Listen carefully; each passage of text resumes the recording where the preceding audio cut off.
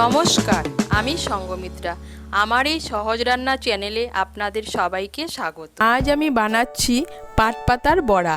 আপনাদের যদি এই রান্নাটা ভালো লাগে তাহলে লাইক এবং শেয়ার করবেন, আর আমার এই সহজ রান্না চ্যানেলটাকে সাবস্ক্রাইব করে পাশের বেল আইকনটা দাবাতে ভুলবেন না। পাট শাকের বড়া বানানোর জন্য প্রথমে লাগবে পাট শাক।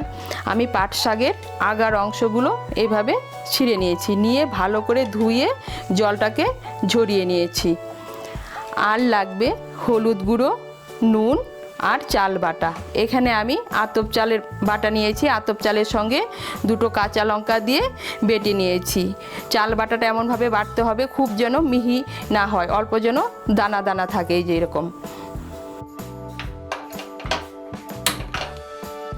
প্রথমে আমি নুন হলুদটাকে চাল বাটার সঙ্গে ভালো করে মেখে নেব।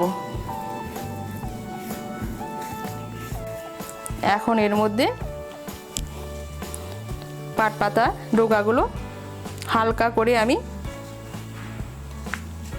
মেখে নেব।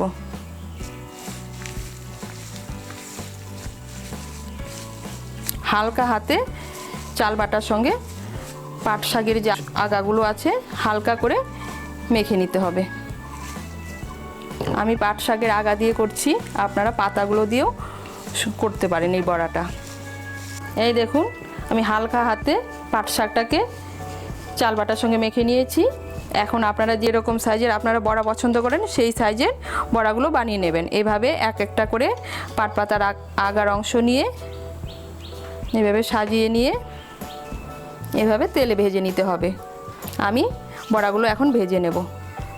এই দেখুন, বড়া ভাজার জন্য আমি কড়াইতে সাদা তেল বসিয়েছি। আমি বড়াগুলো সাদা তেলে ভাজছি, আপনারা সরষের তেলেও ভাজতে পারবেন। এই দেখুন, আমি পাট পাতার কয়েকটা আগার অংশ এভাবে সাজিয়ে নিয়েছি।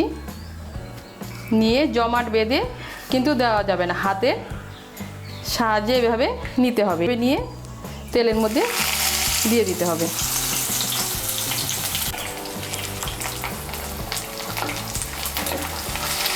আঁচটাকে এই সময় মিডিয়াম করে দিতে হবে। এই দেখুন, পাট শাকের বড়াগুলোকে আমি লাল লাল করে ভেজে নিয়েছি।